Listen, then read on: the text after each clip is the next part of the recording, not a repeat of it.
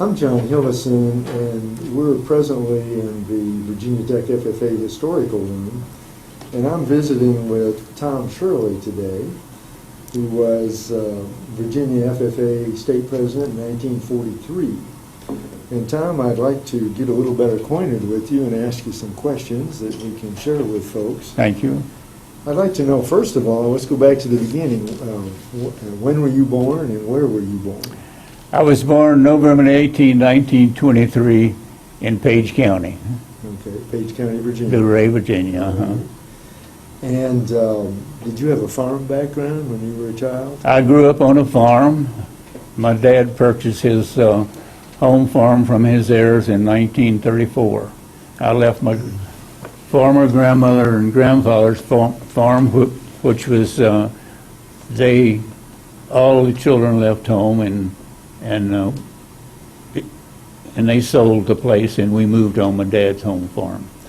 Could you tell a little more about the farm, like how many acres you had? My dad's home farm was 401 acres, and a lot of that was woodland, so I guess 100 acres farmland was about what we had. Did you raise animals, livestock? We had most any kind of animal you wanted to know. We had Angus cattle, and we did all the farming with horses. As a young boy, I worked 4 and 5 horses to the equipment in the field, day in and day out. Yeah. We came in to lunchtime, we had to water them and we had to feed them, just like we had to eat our meal. Of course. We had to unhook them and hook them back up. And you know, it was a hard, hot day driving all those horses all day long on an 8-hour day. Oh, I guess. My goodness. What high school did you attend? I attended Luray High School. And could you tell us a little bit about what you studied in vocational agriculture? I had 4 years of vocational agriculture when it was first organized. And of course I did the general math and English and all the things necessary to graduate in the high school. Are there any things in particular you remembered studying in your agriculture class? Well, of course R.A. Wall was a great shopman, and we learned to build things. We had welding, we had a lot of different things that we did in the shop. And then we had our agricultural projects we had to deal with. And were you an FFA member all 4 years? All 4 years, and my junior and senior years I was president in an FFA class. Do you remember some of the particular experiences you had in the FFA as a high school student? Did you participate in contests? Did you go to a rally or something like that? Well, actually, I always remember the initiation we first had. Of course, actually, I played 2 sports in high school, football and baseball, together with my projects and whatnot. So, I don't know, some of the projects we had, I was questioned about something about maybe we gathered up scrap metal, during the service. Oh, yes. We did some of that, but not a great deal. But we had gatherings, of course, at different projects that the whole group would do, right, whole chapter, right. Now, let's see, did you say you were president 2 years? 2 years, the last junior and senior. Okay. Did you have banquets, things like that? Yes, we did. And we had banquets once every year, and we'd have, of course, all the parents would come into the banquets. Sure. Mothers and fathers came to those then. Of course, there were no girls, in the farm and in those things. It took until 1969 before we Is decided that right? girls could belong to the FFA. That's right. Now they're really strong members, a lot of officers, they win a lot of contests. Well, it's a lot of things that I can't remember what we really did do back in those days. 73 years is a long time. It is, that's right. Okay, so as a high school member of the FFA, did you go to the state rally? Yes. I went to, I represented my state in Kansas City, I guess.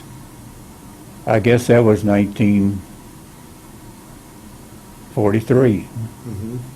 I was there with Beverly Roller at the same. He was president then of the FFA, of a state FFA. Did you go to the 1942 rally by any chance, or just start with 42. That may have been the 42 rally. Okay. I'm not sure. And then you were elected president in 1943. 1943, Okay. right. And could you tell us a little bit about where the rally was located? We met in Massanutten Springs Mm-hmm. near Harrisonburg. Because at that time, something happened that the rallies weren't held at Virginia Tech. Right.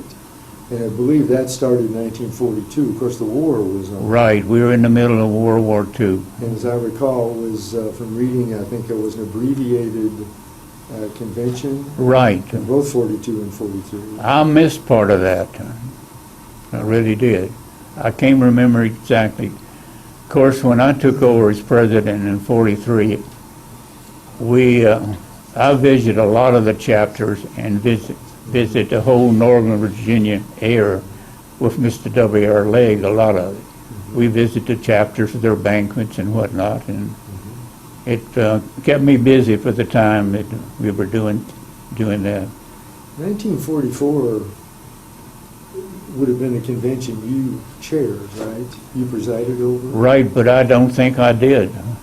Well, it was it was also an unusual year. Yeah, I think it was a cancellation of some of that too there. Well, once again, I had to read about this. It was an abbreviated one. The war was still on. Right.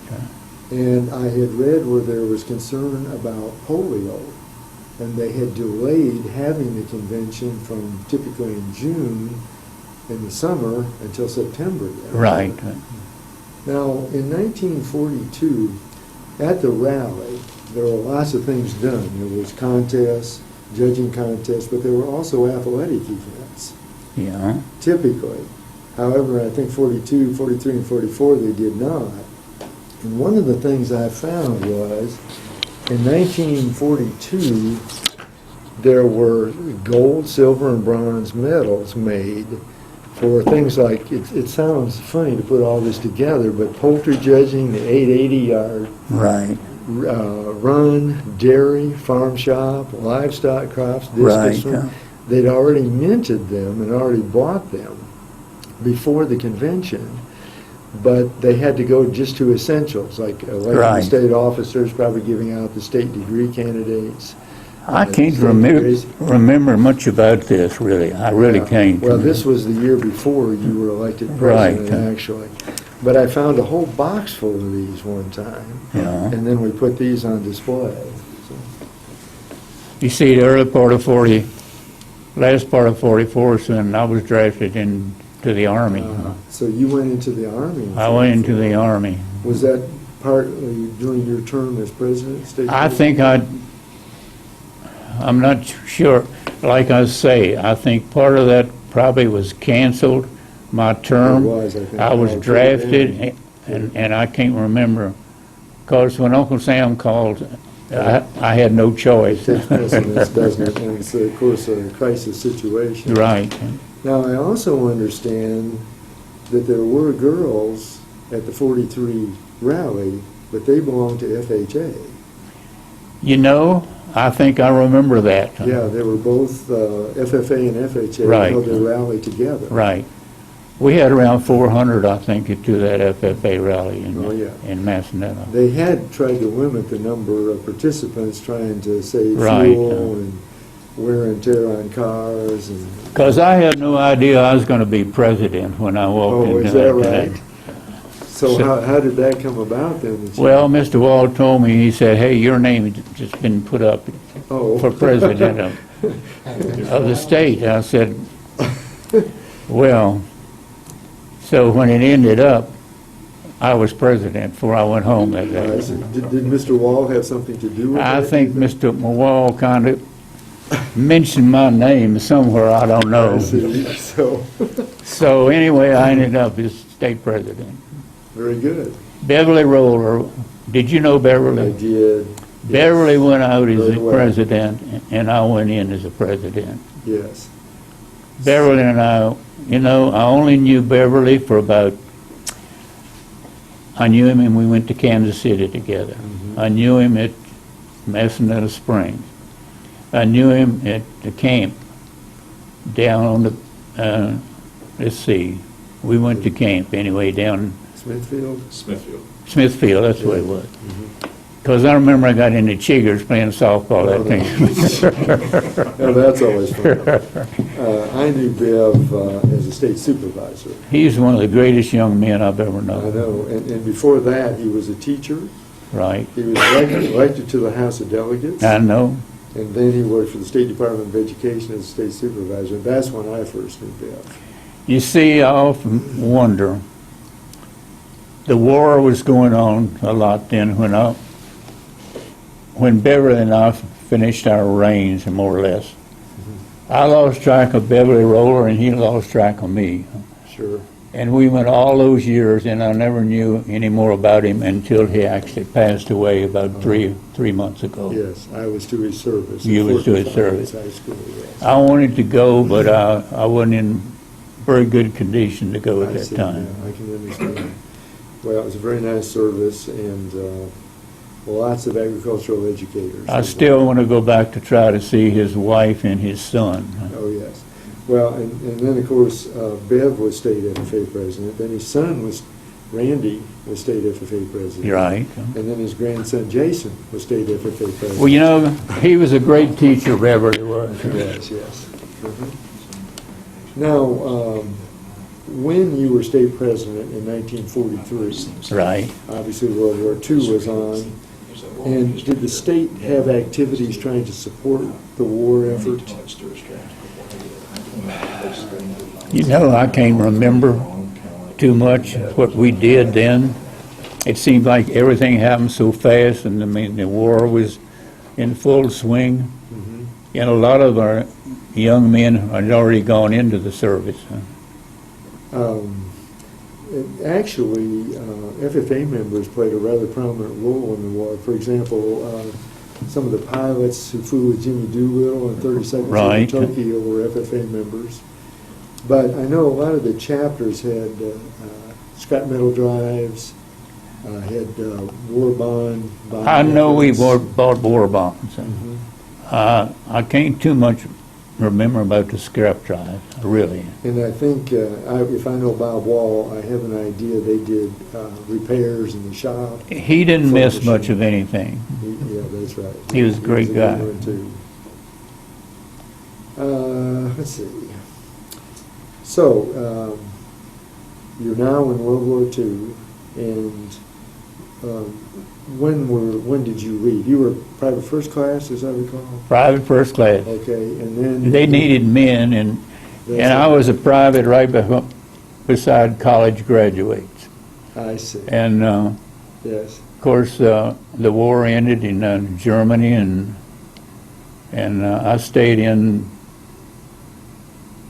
Germany to finish out my career, and was in Nuremberg when they tried the Oh, 16 Oh, yes. people, Hitler's high officials, Yes.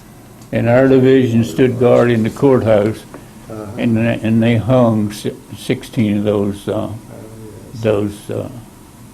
officials of Hitler's right there. Well, obviously, that's a very famous trial. Yes, it And it was. set a lot of precedents, not only for the Nazi leaders, but we still quote Right. decisions from Nuremberg. We had to deal with all the displaced persons and the prisoners of war, German prisoners, and for the rest of that year I was there. Was Nuremberg in the American sector then? It was in the American sector, right. And Germany was divided up into four sectors, Right. as I recall. Berlin was in the Russian sector. In four sectors, the German, the British, the French, and the Russians. Yes. When were you discharged then? I was discharged in October 1946 then. So you were there for over a year after the war had ended. Right, right. I was only in the service so about 2 years, so I see. I was one of the lucky ones. Yeah, I guess so.